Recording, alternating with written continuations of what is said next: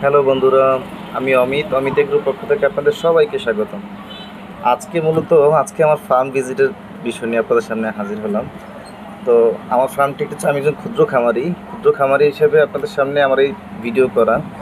আমার এখানে মোট পরিমাণ মতো যে গরুগুলো আছে, মোটামুটি আমার কাছে বর্তমানে 9টি গরু আছে, বাছুর সহ 11টি।